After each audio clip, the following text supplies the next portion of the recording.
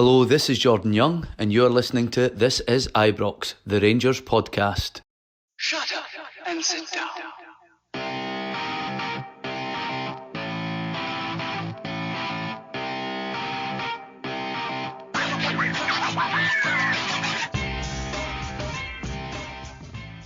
Hello and welcome to This is Ibrox Interviews.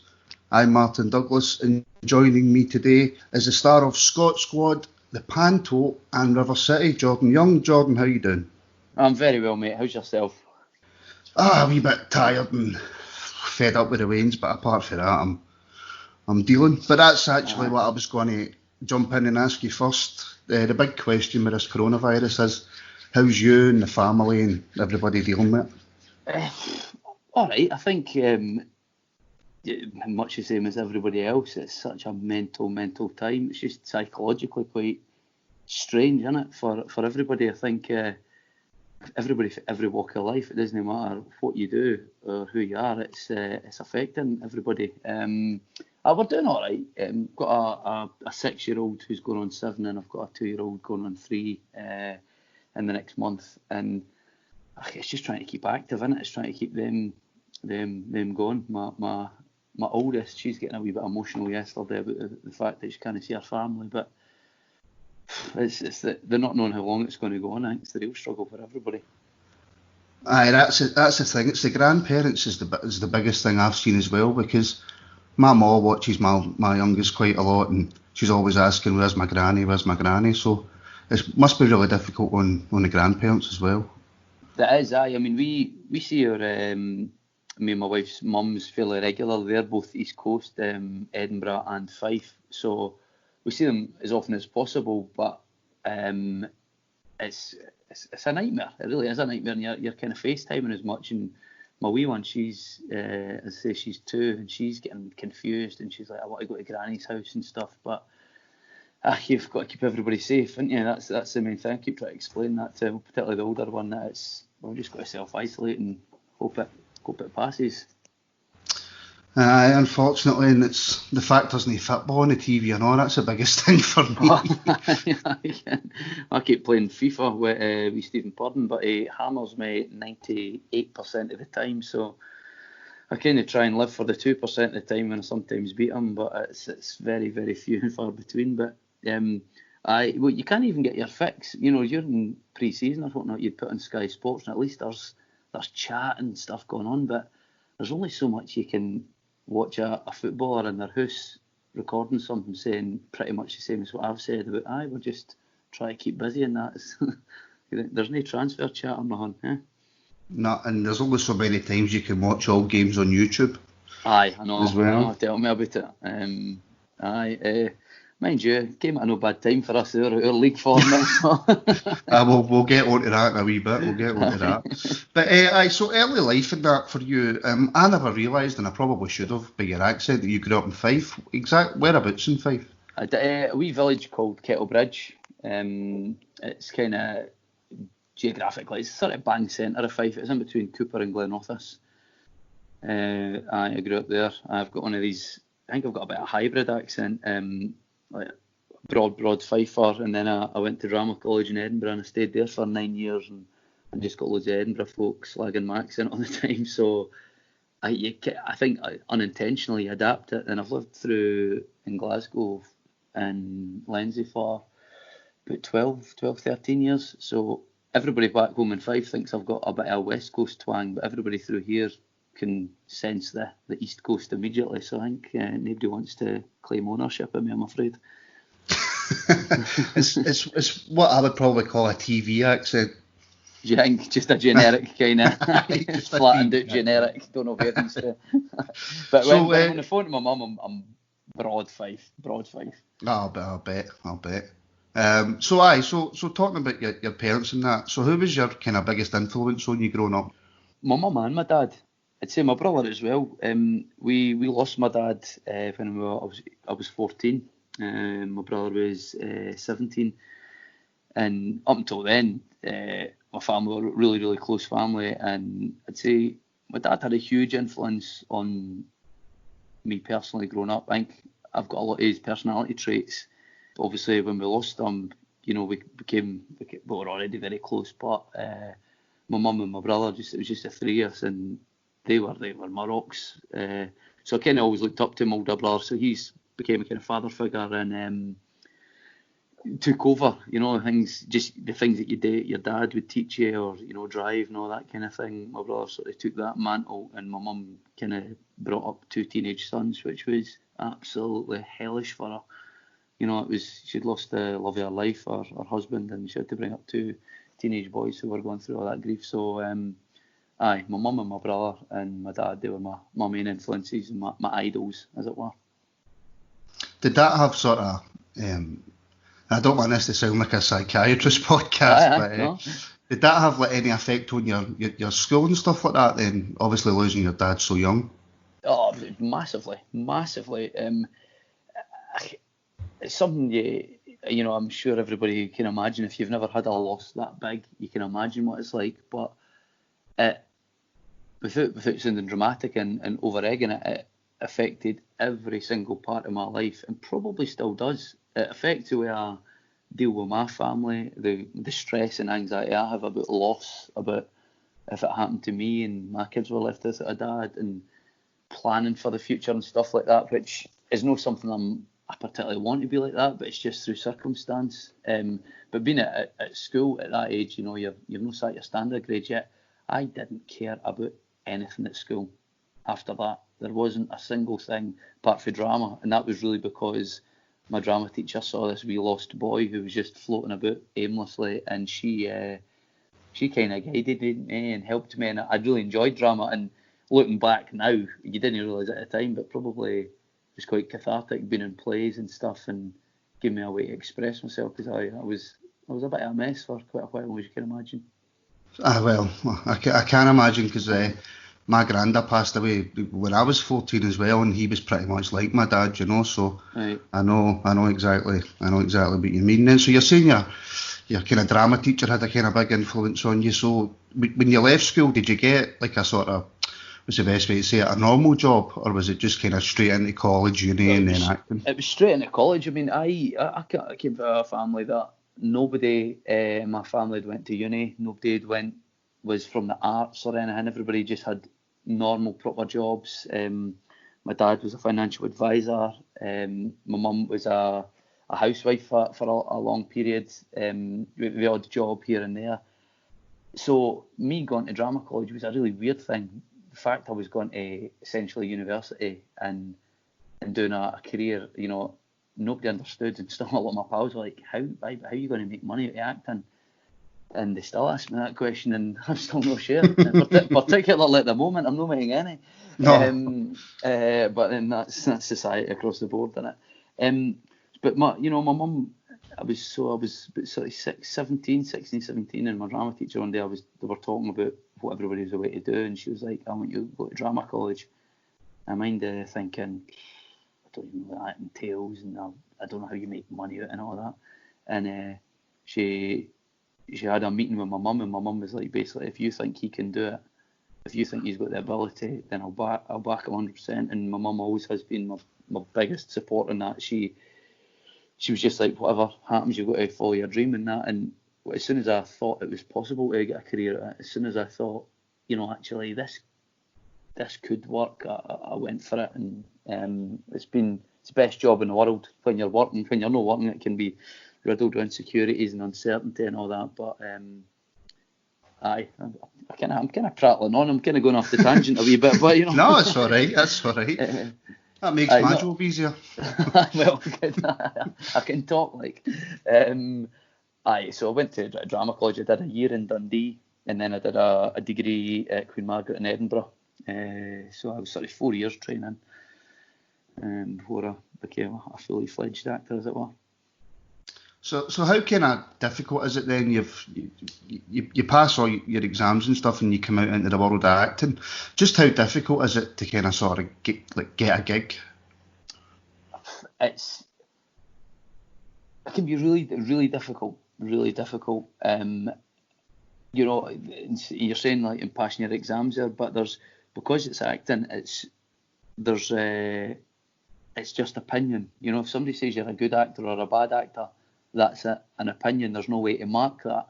You know, if you're a doctor or you're, you know, a computer programmer or a mechanic, you way you would describe your work is going, well, you fixed that car or you fixed that patient. Whereas acting's about opinion. You know, some folk could say you're the best actor, some folk could say you're the worst actor. So there's not really any exams to pass as such. Going out there, it's been really hard. You know, I've been an actor since 2001, and I've had some really, really, really good times where I've worked a lot, and I've had some great jobs, and I've had some really dark times where I've had £8 in the bank and no auditions, and it's been bleak. I've done loads of bar jobs. I've been a bin man. I've worked in a call centre. I've done hundreds of jobs, stuff that I've had great fun doing, but also I've hated it. And I think that for me, being an actor, this is where I really sound like a wanker. It's a lifestyle. It's your life. It's not really, you know, if you get into acting to become rich and famous, then don't become an actor. You know, like it's for the craft. I love what I do. I love the different roles I've played, the people I've worked with, the things I've created, all that. You know, some folk, if you want to just get into acting to get on the telly, it's really hard. And just because you're on the telly for a bit doesn't mean you're going to be on the telly forever. And you fall out of favour, and you could be, you know, the flavour of the month, and then suddenly the phone just stops ringing, and they go, "No, we've seen enough of you." You know, because a lot of folk, you get saturation with any level of actor, be it you could be a local theatre actor or you could be a Hollywood movie star. When you're flavour of the month, they use you a lot, but then there's only so much folk can they be seeing your face, you know. So you kind of ride that wave and make hay while the sun shines, as it were. I don't know if I've answered your question, but I've passed on for a bit. I can't remember what the question was. I think it was about being, has it been an actor? Is it hard getting a break?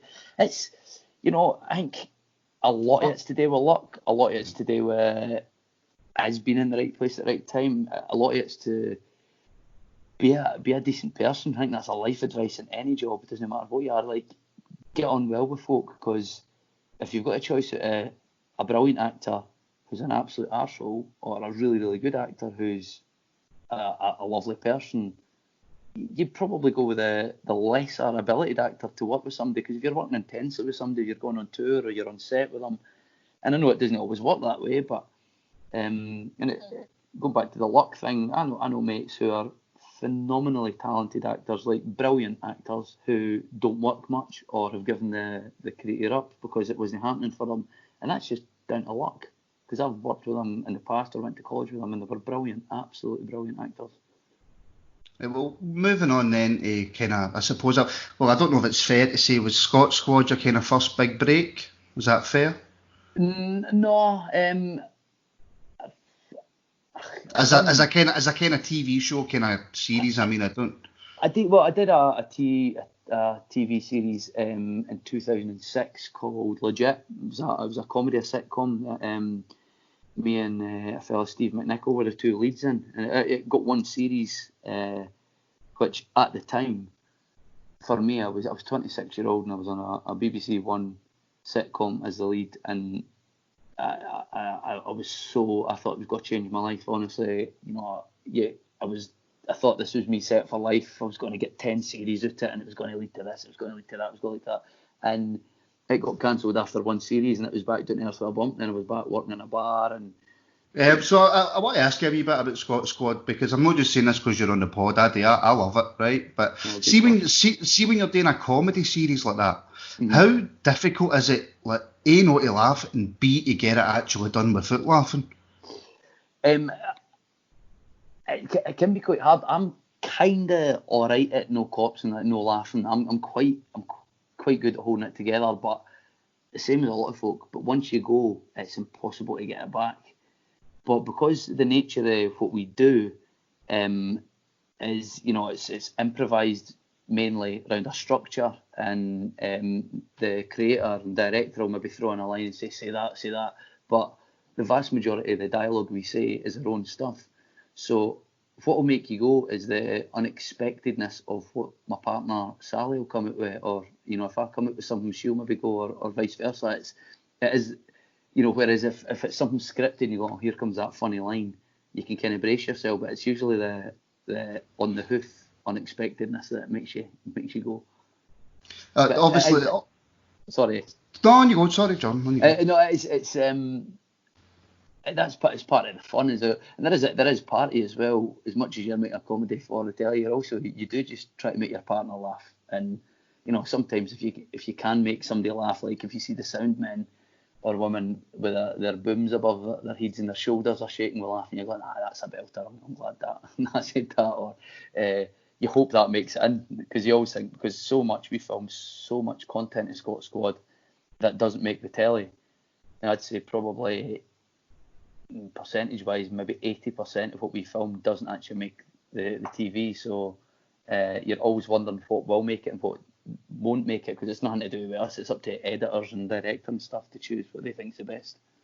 Ah, right. See, we don't, obviously as viewers, we don't see behind the camera. So see, like if you're filming a bit, will you have people, other actors there behind the camera making faces and try to put you off and stuff like that? No.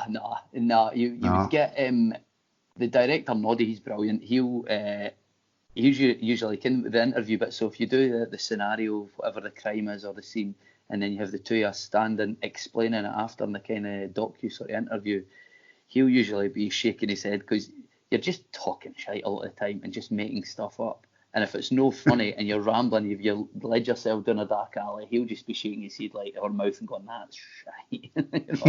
And that's funny. But no, it tends to be very professional, I say, in the loosest sense of the word. How difficult is it, I suppose, like, because obviously you'll be doing Scot Squad, but then you might go and maybe fill in on a different TV show and stuff like that. How difficult is it with the differences in acting between doing like a serious role, like a cop drama or something, and then doing a comedy role? Is it completely different acting you need to do?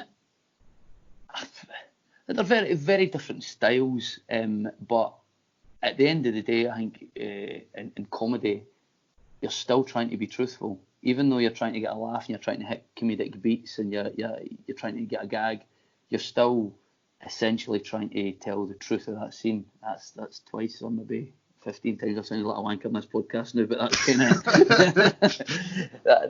the truth. You haven't even said Shagger once yet. I'll leave that to you, Charles. But that's kind of that's the profession, isn't it? I never got into acting to just play one thing. That was a huge draw for me, is to be able to do as many different kind of roles and varied things as I can. So I wouldn't say it's difficult. I think it's more a privilege and an honour if you get the opportunity to be able to play different things. That's what I enjoy about it. That you can be playing a squaddy one week, and then next week you're on stage playing a daft boy in Panto or something. That's the joy of the job. See, actually, just on Panto, right now, this is actually more a question for me rather than the listeners, so I'm just being a wee bit selfish here. Uh-huh. Do you need to have a massive set of balls to be able to do Panto? Because and the reason that I ask is, see, for me, acting, what's the best way to put it? You can't be feared of what other people think about you when you're an actor, I suppose, is the best way I'm trying to put it. So see, when you're up on stage doing the Panto, and you're doing, especially for stuff like kids and stuff like that, and you're wearing all the clays and doing all the dances, do you need to have a right good set of balls on you to do that? It's a good question, actually. No, I've never thought about it like that. What is, just touching on what you said there about going, you as an actor, you can't care about what other folk think. I think that's the problem, and I include myself massively in this.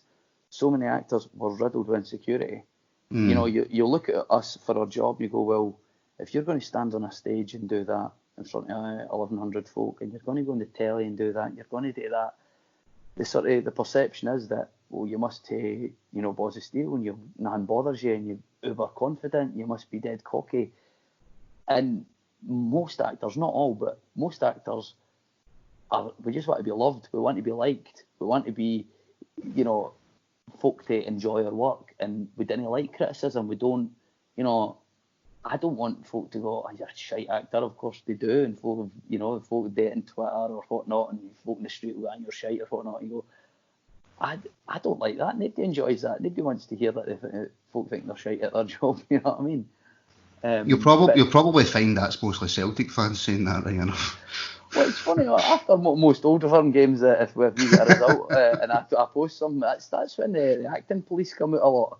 I often it's funny that it is a lot. You get, you're the worst actor, you're as shite as your team, you're a terrible actor. Like, interesting that you've had all year to say that, but you've said it straight after Katic is banged on in the top corner at Parkhead. Interesting. But no, it's no balls of steel. It's the love of the job and the love of doing it.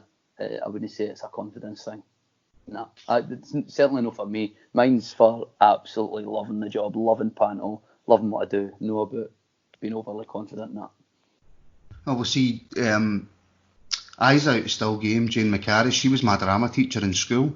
Was she? Now, I went to Shawlands Academy, right, so I didn't go to a posh school in case anybody's listening thinking that I'm middle class. But she was my drama teacher at school, and whenever I was in drama class, see the minute somebody stared at me, my eyes started watering. I can't make a scene in a supermarket or anything, so I've got total respect for people that can act. And I don't just mean in panto, because I think panto takes the biggest guts ever, but even being able to act in front of you, because I've seen a couple of documentaries and you see behind the scenes, and there's not just a camera, there's the big light, and there's 15 people watching you. Yeah. I've got respect for folk that can do that. I think for me the biggest thing about acting is, I suppose it's the same as sport or so not. It's being able to control your nerves. Everybody gets nervous. If the bigger the gig, the more nervous you get. Again, the same with sport. If it's an Olympics or World Cup final or it was a Hollywood movie, you're going to be more nervous than if it was a much, much, much smaller gig. I think it's about kind of being mentally strong and being able to control your nerves, because I've been terrible in things where nerves have got the worst of me and I've not been able to control it. And that was maybe when I was younger, and through experience and age and just keeping doing it, you learn that to maybe control it a wee bit more and how to focus yourself. And aye, that's what. So instead of confidence thing again, I think it's more about being able to cope with your nerves and control it. And maybe I shouldn't ask you this just in case there's a producer out there who you might go back to, but have you ever turned up to an audition and maybe 5 or 10 minutes into it just went, oh, fuck this? No, I don't have, and I'm not just saying, I'm just trying to think. I've turned up, I've had loads of bad auditions, but it's mainly been down to you've walked in the room and you can tell instantly that they're not into you. I've had the train down to London before for a commercial, and you're 4.5 hours down the train, 4.5 hours back up, you're 160 quid light in your pocket, you've travelled halfway across London to get to a room, for them to walk in, and the second you walk in, you can tell by the way they're looking at you as if he's not right, but they'll still give you the audition and you still go through the process, but just in your head going, this is never, ever, ever going to happen for me, and it's a pain in the arse, but but then that's part and parcel with the gig of being an actor. But no, I've never went, I'm not into this, fuck this, no, I've never done that. So what's the worst audition you've ever had then? I had a few. I used to be terrible when I was younger and just out of college of being so keen to impress that I wouldn't really listen. So you go into the room and they're like, aye, nice to meet you, thanks for travelling, whatnot. You want to read the scene, so you usually have the scene but a couple of days beforehand or whatnot, so you've learned it and that. And you'd read the scene, they go, good, right, and they give you a wee bit of direction to go, right, we're going to go again, maybe think it this way, or the character's a bit like this. And my problem is I was so keen to impress, I'd be nodding like a I can't even think of a good analogy, nodding like a hungry dog. Aye, a hungry dog, pretty much, aye, grinning ear to ear, and everything they tell me I wouldn't be listening. So then, they go again, and I just read it the exact same way, and you could see them looking at you as if, well, he can't take direction, can he? He's shite. So a lot of that. I've had auditions years ago where I walked in, the guy complimented me on how good I was in a job, and it was a job I hadn't done. So I don't know where he thought I was, but rather than, flagging up, I just kind of nodded. I still never got the job right enough, but he said I was great in a certain job, and I was like, all right, cool. Wasn't earning that, but I think, like, travelling down to London for auditions when you know it's 10 hours at your day in your skin, and that's the third time you've been down there in a fortnight, and you've got no money and you've got no work, and they walk in and they look at you and they're like, nah, he's not for us. They're probably the worst auditions. Oh, that and the fact that London's a shithole as well. But right, so with the acting then, what do you do in your spare time? What do you do to calm down? To calm down, I run a lot. I've been running since about 2006. No, non-stop, you understand. Not like Forrest Gump. Run, that's my thing. I don't go to the gym or anything like that. Play fives on a Monday night and I run. That'd be my thing. That's my main sort of passion. As soon as you said run there, I started sweating. I've not ran for about 30 years and I'm 30, so... But no, it's not for everybody. I'm one of these folk that, I could talk about running for hours, and yeah, it's amazing because if folk are into running, you could sit and blather about it, but if you're not into it, it's the most boring conversation in the world. I could, talk about your diet and your running shoes and your gait and routes and training and all that, and folk are like, cool story, bro, that's interesting. Like, I wouldn't tell me your routes on here just in case the next time you're out running there's a few people running beside you. But actually that brings up a fair issue actually, and it involves the acting as well. Do you have to keep yourself fit? And I don't mean this in a kind of fattest way or anything, but if you put on weight, then you might not get certain jobs and stuff like that.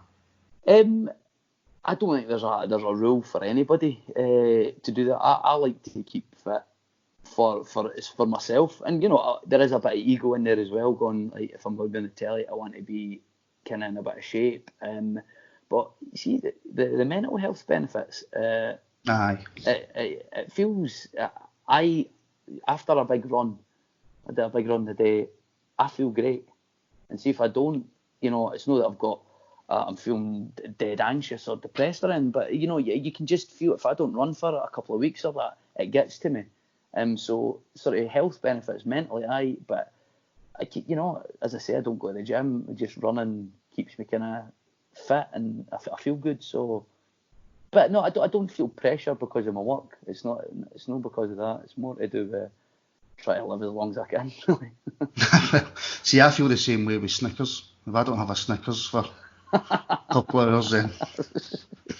But mental health benefits, it puts a right smile on your face. Oh, honestly, I don't care about my waist.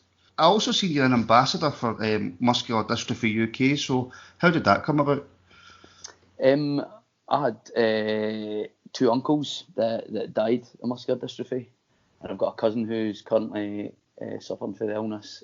My mum's brother and my dad's brother had muscular dystrophy, so I had it on both sides of the family. So in the 80s, we were only family in Britain that had muscular dystrophy on both sides of the family, and they both had different strains, sort of very different strains of the disease, and they died within 3 months of each other in their 60s. And that it was pretty hard, It's a pretty horrendous disease. It's a muscle wasting condition. So, if you're diagnosed when you're younger, it's basically progressive. So I saw my uncles from, but my mum's brother, he lived close to us, so I saw him a lot more than I did my dad's brother, my Uncle Bobby.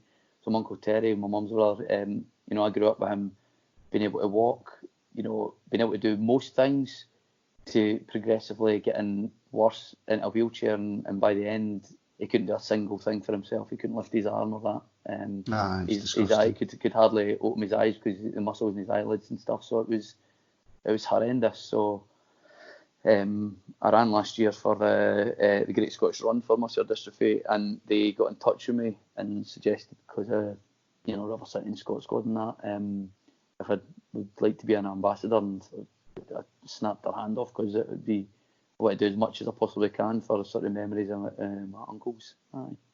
It's an absolutely disgusting disease, and there's no cure for it, which is it's absolutely horrendous. There's a lot of sort of research going on, as there is with most conditions, but as it stands just now, there's no cure at all, and they can't halt it, they can't slow it down or anything like that. So it's horrendous to see your loved ones go through that.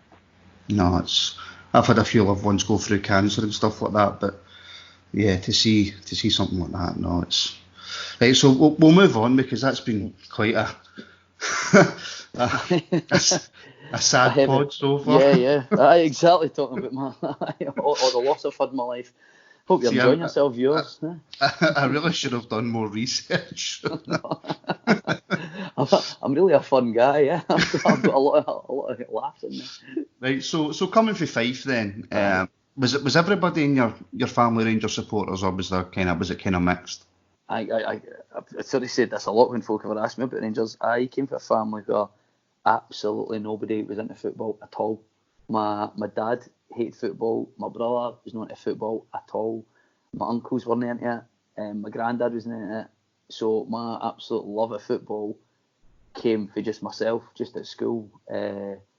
And we weren't religious or anything, so there was no leading to support any club. It was just I went with Rangers, and from then on it became an absolute obsession. See, me and you have got quite a lot in common, so if you don't mind, I'm just kind of going to go about and tell people that you're my new best pal. Smashing, don't bother. So what's your kind of earliest memory, your kind of first time seeing Rangers, whether it be in person or kind of on the telly? The first time, well, on telly was it'd be sort of mid to late 80s, and my mum and dad had a portable telly in their bedroom. And my treat, I got to take their portable telly into my room, and I watched the cup final, and Rangers won. It was against Celtic. I remember that just being like, it was like a lot of fantasy, just watching football in your own room and seeing them beat Celtic. And nobody in my family weren't it, understood it, cared, but it really meant something. And that was kind of the real beginning of kind of the obsession and the lifelong sort of love for the club. First time I ever saw them, it was a pre-season. It must have been a pre-season, I'm sure. No, it couldn't have been a pre-season. It was at Tannadice. I was about 15. Because a lot of being for Fife, a lot of my mates, I was too young. Nobody go to Ibrox with me. Like, as I say, like, no older brothers or uncles or dad or anything that would go. I think it was Tannadice the first time. And it was in 1996. About 96, 97, I went to Ibrox for the first time. It's still now, I think, as with most Rangers fans, or probably any football club you support, but me, it's Rangers, where every time you approach Ibrox, it still has the same magic as the first time. Oh, definitely. You see, as soon as you see the pitch, when you get to your seat, you're coming up the stairs, and as soon as the pitch comes into view, it has that absolute magic feel, and it's amazing, absolutely amazing. I will see, the first time I seen Rangers at Ibrox, they weren't there because it was against Dundee United, and it was an away game, and they were showing it on the big screens. That was the first time I went to Ibrox. Is that right, really?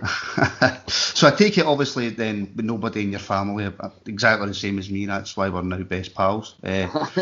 Nobody in your family, so you obviously never had a season ticket growing up then? No. And being for Fife and that, and having no money, it just wasn't feasible to get through. But when I moved to Edinburgh as a student, I went through a lot more. And then obviously when I moved to Glasgow, I could walk to the games, which was great. It was kind of about 2.5 miles to Ibrox to where I used to stay. So it was brilliant back in the days before kids, when you could go and have a couple of pints and all that before the football. Right, so we need to talk about it, but we don't, but we do. 2012, up until the last minute, and what happened. Did you believe that could ever happen to us? No. I think, I was saying probably the majority of Rangers fans. I'd say the majority of every fan couldn't see that coming. I think a lot of fans of the other clubs wanted it to happen, but probably in their heart of hearts, like, there's no way that's going to happen.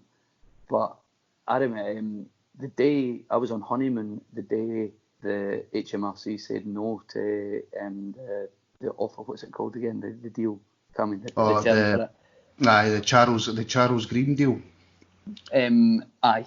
Well, I can't remember what the it's official called. title, I just call it the Charles Green deal. The Charles Green deal. When HMRC said no to that, Danny Wilson was in my hotel, and I remember going up to him. He was at Liverpool at the time, and we were getting away, waiting on the bus to take us to the airport, and I was just like, mate, I've just heard the news, and like I was a bit greeting. And my missus for quite a long time thought I was a bit greeting because we were leaving honeymoon. And now she realises it was because we were going to liquidation. It was horrendous. It was absolutely horrendous. And let's be honest, it's not been easy. It's been a pretty rough few years. But I hope I'm young enough to appreciate, growing up in the 9 in a row era where we had everything. I've been to a European final. I've seen us dominate the domestic scene for years on end. I've seen us go to the lowest we could possibly go to, playing Elgin and Alloa, and no disrespect to them, but, going down to that level, the Charles Green era, the nonsense that was going on with that, to now I think we're on a decent footing. We're not the finished article, we're not there yet, but in the next few years, who knows what's going to happen, but football's cyclical, everything's cyclical. Rangers will be on top again. There's absolutely no doubt of that. It's just, it's about when, isn't it? Oh, definitely. Did you go to any of the games where we were down the leagues? Did you go to any of the away grounds? I didn't go to the away grounds. I was at a lot of the home games, and I remember being at the first game at Ibrox after it all. I was talking about this the other day. I thought it was East Fife, but I was convinced it was East Fife, but it was East Stirling, I think. And it was a cup game, first game back, and again I was a bit greeting at how, just looking around going, because over that summer, you're like, a lot of that time it felt like we weren't going to have a team to support. It felt like, we might not get a licence to play football, and this might not happen.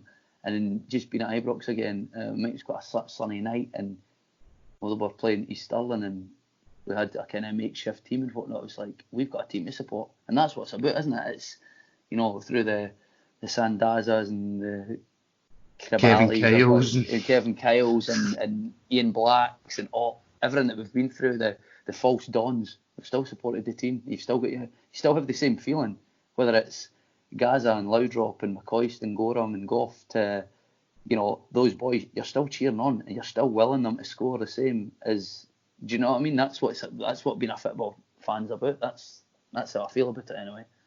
It was absolutely surreal until you got into the ground, I suppose, and the game kicked off, and then it was just another game. But no, it was an absolutely surreal time. But then we 2016, then semi-final, the Scottish Cup against Celtic, we won in penalties.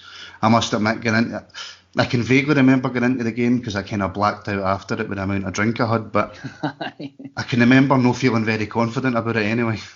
I mean, I was there with my mate Gav, and I'm always Mr. Pessimist when it comes to Old Firm, always, and so it doesn't matter. It doesn't matter. And I think, truth be told, a lot of folk on both sides are always kind of bullish and we're going to pump you and we'll do this. And if I see Rangers fans, especially the last couple of years, going, no, we're going to win this 4-0, I'm like, I don't know what you have been smoking, but we're not going to be beating them 4-0. But I always look at our team and go, because me and my mate, it's always that theory going, whenever you go into an Old Firm, we're guaranteed to lose a big player in training the couple of days before. You lose, we've just lost Big Era, he's out, that's us pumped and we've lost Big Era, or, it's Kent's injured, Kent, we've lost him, we're not going to, all that. And then you always... that game, I had no hopes at all, but we played phenomenal that game. Thought we were great. We were absolutely outstanding, and the Barry Mackay goal as well. I mean, he scores that in extra time, and you think, oh my God, we've won it. What a goal! Oh, what a strike! It's a world, isn't it? I mean, to score that goal in any game, it wouldn't matter what level of football that is, an absolute world day. But in those circumstances, and I remember the celebrations, the the players when we won in penalties, that was a lot of years of hurt. Kind of that felt like we were on the road to recovery, and obviously it was a kind of a bit of a blip and stuff. You know, going into the final of that year and stuff. But to have that feeling after being just down for so long was phenomenal. And I'm not religious or a God person or anything, but that day I believe that God lifted that ball up off that spot a wee bit just so Roger would put it over the bar. It's like, oh no, they can't take any more. Come on, I'll give them a wee help. And then after that, I don't know about you, but after that game, I don't remember the rest of the day. I think me and my mate went for. I can remember the day, but we went out for a couple of pints. Aye. I'd have been on father duty later, so. See, my daughter wasn't born yet. Or no, she was. Oh, don't let my missus hear the podcast. You need to edit that out. So I know this isn't really a fair question because Ali was absolutely one of your heroes, but what do you make of Ali McCoy's time as manager? You're left gutted at the way it was all handled. I think that was a very dark time across the board. I think there was a lot of shady going on with the Charles Green era. He made a lot of mistakes as well, didn't he, Coisty? Aye. I think, you know, a lot of other fans, the other clubs always go, you's fucked up, you's just tried to win big again. We made big money signings, well, big money for us at that point. You know, we kind of went around Scottish football out with Celtic and went, right, we'll try and get David Templeton, we'll try and get, you know, Sandaza was scoring a lot of goals. Ian Black was a good player. I mind Ian Black for Hearts, he's always had a good bit of dig about him, and, you know, we're trying to build a squad quickly. In hindsight, probably wasn't the right thing to do, but at the time, you're like, I can see why he's doing it. You know, John Daly scored a lot of goals for Dundee United and stuff. You know, folk kept going, you've got to give youth a chance, but you can't just fill a team full of kids when you've got 50,000 folk there. You know, there's a pressure wearing a Rangers jersey, and if you're a young kid, that pressure's got to get to you. You know, we've all been at Ibrox where if somebody's having a bad game and folk are getting pelters, I know my personality, I would crumble under that. I wouldn't be able to prove the doubters wrong. I'd just shit myself and fall down and greet them. You know what I mean? It's like, and that's what it's about, isn't it? It's about mental strength, and because I'm sure every player out in training can be phenomenal, but it's turning up to the big games and when the pressure's gone or you're 2-0 behind and still trying to get back into it. That's when, you know, you show your kind of ability. I suppose as well, you've got to remember, like you were saying, there was a lot going on behind the scenes, but we had no infrastructure. We didn't really have a youth team. We had no scouting system. I'll always love McCoy. I think he divides opinion. I think he always had the love of Rangers and the good of the club in his heart. You know, folk will say he lined his pocket. Of course he lined his pocket. He's a human being where, you know, what do you do when you're on 800 grand a year and that's your contract? You know, if you're offered it, you're offered it. You're offered it and you're getting paid it. You've signed. That's what they're saying. You're like, if he's been duped, which, you know, the cynics will go, he wasn't duped, he knew exactly what he's doing. But if he's been duped by Charles Green and a board going, look, we're going to make 100 million quid out of this, we're going to be bankrolling this, and we're going to be doing that. If he's just like the rest of us going, this sounds feasible. You know, it's all right in hindsight for everybody to go, you're idiots, you're stupid, you should have seen this, you should have seen that, you should have seen this. But it's not really football fans, is it? You just want things to get better and you just kind of believe, you know. I struggle to criticise him. I do struggle to criticise him. But you see that you've ruined the pod now, because I wanted in the papers tomorrow, Scottish celeb slams McCoist. So I'm not going to get it now. I have a leading question. I'm no daft. Right, so in fact, you played with McCoist actually. I'll talk about that before we go on to Rangers and now. What was it like then, going out playing at Ibrox? I am sure most Rangers fans have done this. I've spent a lot of my life dreaming, as in lying asleep in my bed, having dreams about playing at Ibrox with various sort of circumstances, either that I've been a brilliant player or I've been a terrible player or whatever. And when the opportunity arose, I couldn't believe it was going to happen. When I was first asked to play, I thought it was going to be in some kind of bounce game at Murray Park or the Hummel Training Centre. I thought it was just going to be a kind of wee closed door thing, and it wasn't for a wee while later. I was like, I think I'm going to check this, and I found out it was Ibrox. Like I could hardly speak, and my wife, she couldn't calm me down. I couldn't get my head around it. The entire day was every bit as good as I hoped it would be.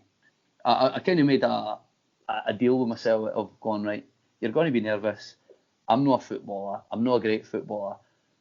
But I'm going to try and enjoy myself and not get overawed by the occasion and just try and enjoy it, even if I'm shy. Don't let it get to me. Do you know what I mean? I'm talking, in a mental strength way, just going, let's just enjoy it. And for the second I arrived at Ibrox to the second I left, it was one of the best days of my life, without a doubt. It was just phenomenal. I see. I don't know if I would be able to enjoy it. I'd be so nervous. And I have to say that I heard this on the Football Daft pod, so I can't take credit because I've not actually seen the game. But I heard you talking about you set McCoist up for a chance or something, an easy chance that he missed. I mean, modesty aside for a second, right? If we could just park that modesty bus at the far end of my living room, I put an absolute belter of a cross. It's a peach. Even Tom, the commentator, went, "What a cross by the River City boy!" And McCoist, who scored 4 that day, or 4. It was a diving header and he hit it off the post. And my anecdote, how different would it have been if I put an absolute world of a cross in for McCoy's diving header and scored a goal, is very different to I hit it off the post. So he ruined my anecdote. Double golden boot winner, couldn't finish what I set up for him. I've only looked it up on YouTube about sort of 7.5 million times. I didn't even know it was on YouTube, or I would have watched it. Oh, get it, watch full game there. See, I gave you your choice, your chance to get back at him, and you never took it. I know, your idol as well. I got an assist that game as well. I took it to the corner flag, crossed it back to Alec Ray, and he crossed it in for a goal. So an assist of an assist. I don't know if they even exist, but they do in my head. Oh, they exist when you're playing at Ibrox, and it's a once in a lifetime type thing. Oh, they exist.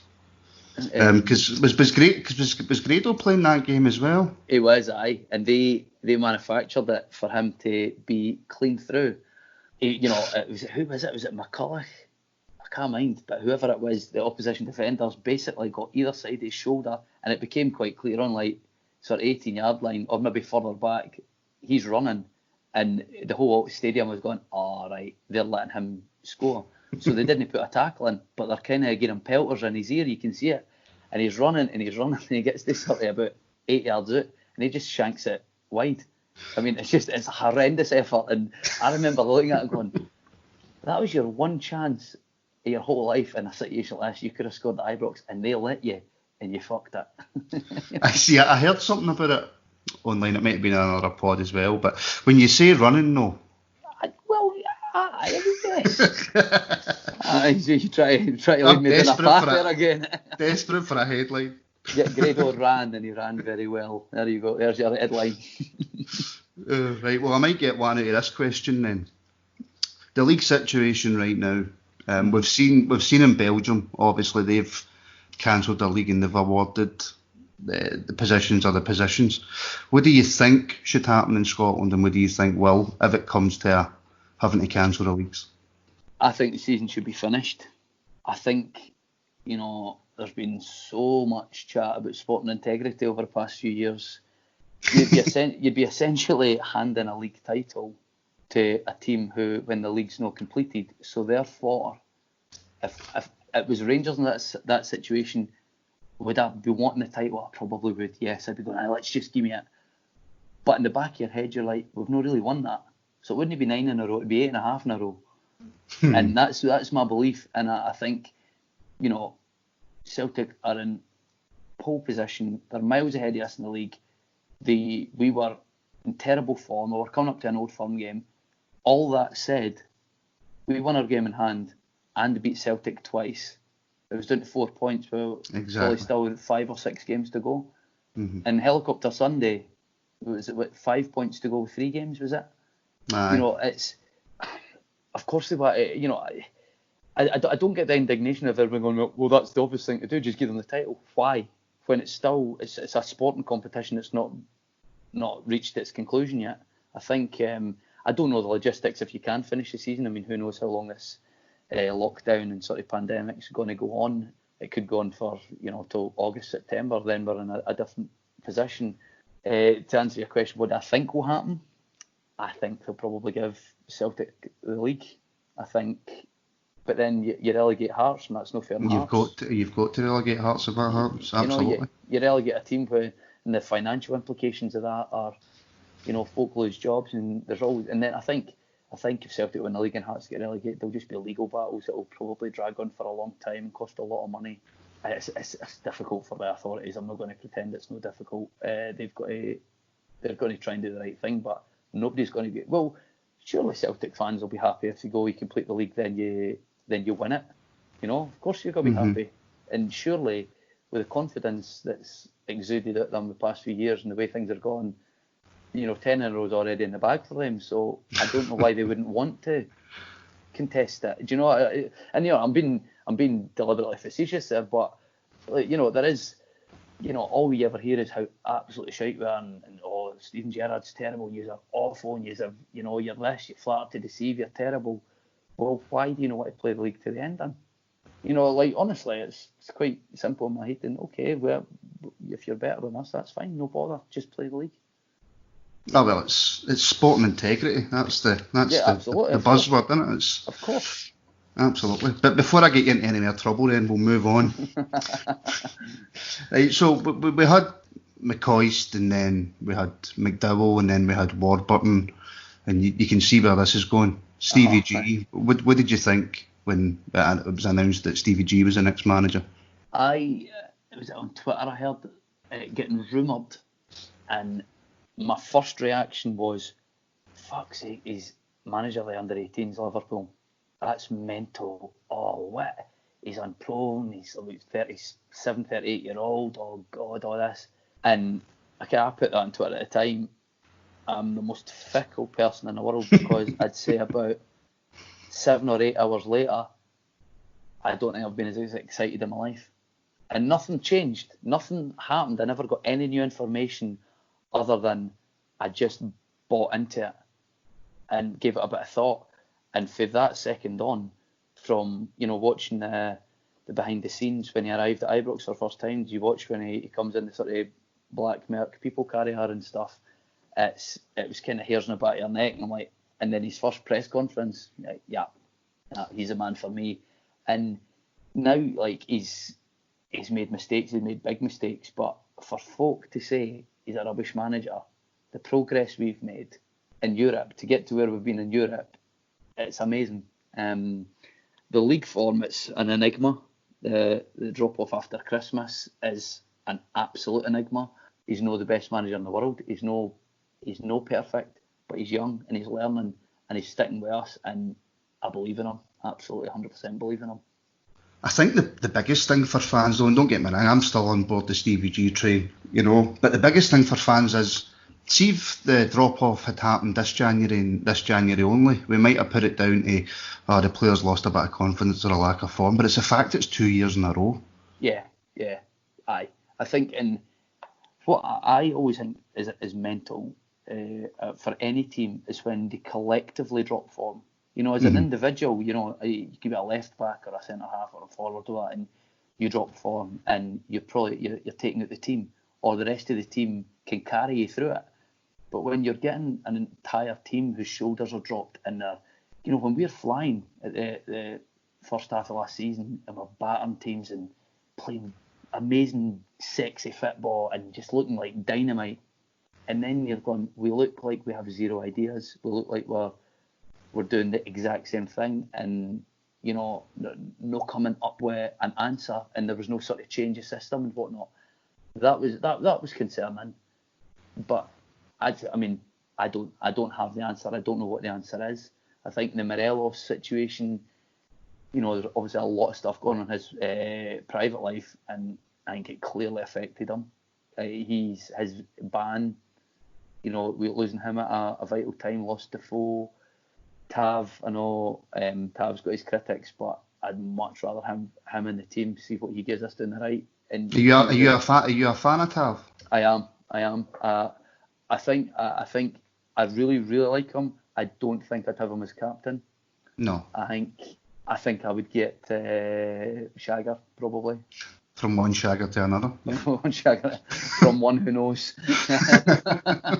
I think I love McGregor's kind of ire and anger and desperation to win. I'm a huge fan of Tav. I think, again, he's no perfect, but my mate Gav was saying it, and it's true. He said, in terms of right back, what we can afford, if we sold Tav tomorrow, right, he's gone. Who's the best right back we can afford financially? I think he's the best we could ever get for where we are financially. See, in the 93rd minute a game when he's bombing down the right, the amount of searing runs he gives, he's had a lot of mistakes, and he's not the best defender in the world, but I'm a huge fan of him. I really like him. No, that is actually quite a fair point, and I've never thought of it like that. Like, if he was at another team and he has the numbers that he has, I know it's more inflated down south, but if he's got the numbers he's got at another team and he does what he does, could we afford to buy him? Yeah, exactly. No way. And he's a guy who has attracted interest for down south and could probably do a decent job. I don't know what level he could play at, like how high he could go. I'm not sure, but I think see him as an outball when he's on form, when he's flying down that right. The amount of goals he's set up and or attacks he's set up. I think he's great. Right, so just a couple of questions left. An easy one to start off with. Can Stevie G take us to 55? Yes. Yep. I honestly believe that, and I don't think it's blind faith. I think he needs to address and understand what the problem has been since Christmas twice, because there'll be a reason for that, whatever that reason is. Is it player discontent with something or whatever? There's something. I think he's got an eye for a player. We had a chance to really scare Celtic. We had a chance to push them, and it'd be interesting to see how they coped with a lot of pressure all the time. Obviously beating them at the end of last year, that was them under huge pressure, and they coped very, very well, because then they went on a brilliant run. But that brilliant run's also helped by us dropping points nearly every game. And nothing makes you more confident when there's pressure off. I said that to my mates that Celtic have got now, they're playing freely. They know we're dropping, that's us 4 points, over 7 points, over 10 points. So it eases them up. They're now going, oh my God, Rangers have got a game in hand and they're only 1 point behind us. So if we drop points, there wasn't a tension there for them. And we had a real opportunity to put that tension on them, I thought. No, that's a fair point. I keep saying last questions, but I just keep thinking up more. What do you make of the ticket allocation for Old Firm games? What's your opinion? A lot of fans are saying it dilutes the atmosphere, but I think the majority of Rangers supporters are far happier with Celtic only getting 800 at Ibrox. I think it does. It changes the atmosphere, but it's in both games. If we win at Parkhead and you've got a small section of Rangers, so there's nothing better than hearing us score there and the roar. You can't really hear the roar. The atmosphere is obviously better at Ibrox for it. It appears a wee bit petty on both, I think. That's probably not the popular opinion or the right thing to say, but it's been that way for a long time. I don't know why it changed it. I think there was a bit of pettiness, probably obviously the financial aspect and stuff. And saying that when there's nothing worse than hearing the Broomloan go absolutely wild when they score, and the rest of Ibrox silent. If that's full, it's so. I don't miss that. I think as well, I think some of it was petty, I think some of it was down to finances, but also when we go over to their ground, we get stuck away in this corner where you can barely see anything, and obviously the TV cameras don't pick up our supporters or anything like that. I think a lot of it was down to that, just the position that we get thrown in over there. Yeah. My first ever Old Firm was at Parkhead. I was on my own. It was my brother's father-in-law. He's a season ticket holder, and he gave me, he was away on holiday, and he gave me it, so I travelled through in my Todd then. I think it was 20 or something. It's pretty shitey seats. How do you enjoy the Old Firm games at Parkhead? Only ever been there once for an Old Firm. It was pretty wild. It was kind of non-stop singing, and there wasn't much sitting down. We got beat then. It was was it, McLeish? I remember going in and the song Nuno Capuccio won a medal in Seville. Tell you what, I still sing that in the shower. Great song, great chant, good banter. We got beat 1-0, I think it was a Larsson goal. We didn't play very well. That was sort of McLeish era when I think we went through a full season. Never had a shot on target against them. We just couldn't get it was a poor season. Half. We were very poor that season.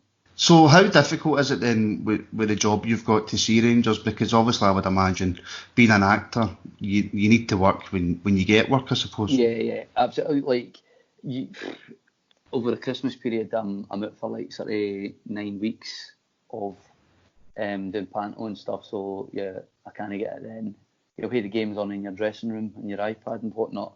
During the River City used to film on Saturdays, but recently they stopped filming on Saturdays, so that meant freed it up. But my wife works Saturdays as well, and I've got the 2 kids, so it's always dependent on. It's basically it's like military precision to try and organise to me go to the football. It's not just a kind of last minute going, I'm just going to go. But no, I get to as many games as I can. I was at every European game this season, which was good, apart from the Leverkusen one. Aye, that was a. So if you were at that was a strange game because I think a lot of us knew there wasn't going to be a second leg, and it just felt like a kind of strange atmosphere because it was. They were the better team, and I think a lot of it's down to that. You can just sometimes turn around and go, no, they were the better team, but it seemed an awfully strange atmosphere. It was strange. I think that because there was so much talk that week ago at work, we were going, that game's not going ahead, and even up until the day. You know, I was checking my phone all the time. I was expecting a cancellation. And when it happened, so I think it was a bit like that, a bit kind of, all right, this is going ahead. And like you say, a big expectation that the second leg won't be going ahead. They were the better team. And you know, I think sometimes you do, like you say, you've got to hold your hands up and go, there are better teams out there. They passed the ball brilliantly. They were very, very good on the ball. But see, in the second half, when we went at them a wee bit, we had them rattled. I loved that. But then, you know, then Tav went off and Polster. The goal Polster. You know, and I don't blame Polster at all. He's not had much football at all. But he came onto a big game and he just didn't look at the races very much. And that you can't blame somebody. He's not had that kind of competitive game in him. But they were a better side. And I couldn't see us going over there and doing anything. You know what I mean? I couldn't see us beating them 3-0, certainly. No, they'd have, if I'm being brutally honest, they had a couple of gears they could have went up if they wanted. Aye, yeah. Definitely. But, you know, to get to where we did, you go... Oh, phenomenal. You know, unbelievable. Absolutely phenomenal. After an hour at Ibrox against Braga, I was thinking this is going to be one of the most humiliating nights we've had. That was one of the weirdest games of football I think I've been to. I've never experienced such a weird... You know, like that, I was sitting to my mate going, this is going to be 5, you know, they're going to take 5 off us, couldn't get near them. We were awful, and then it was just this fairy tale. It was absolutely amazing. Oh, I was buzzing. I couldn't speak when I came home. My missus was like, what is it? I'm like, I was just, you know, talking her through kick by kick again. She's not in the fit with it. All right, that's good then, is it? It was amazing. It was amazing. Because I'm a job, I can't get to many games, and I'll catch the European games at night, and when I get home, and my missus will always say, I think you love Rangers more than you love us. You know, I get that all the time. Of course that's not true. Of course it's not true.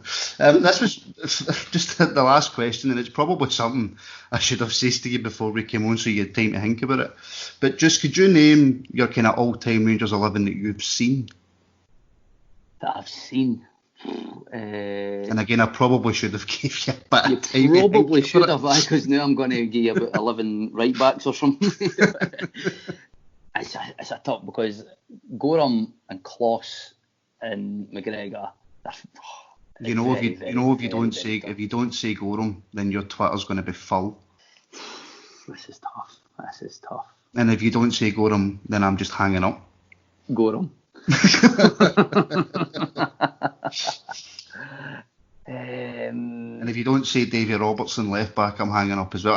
Do you want me just to name the team for you? Papa, I just you name. You go your team. Alberts has got to be in there. Oh yeah.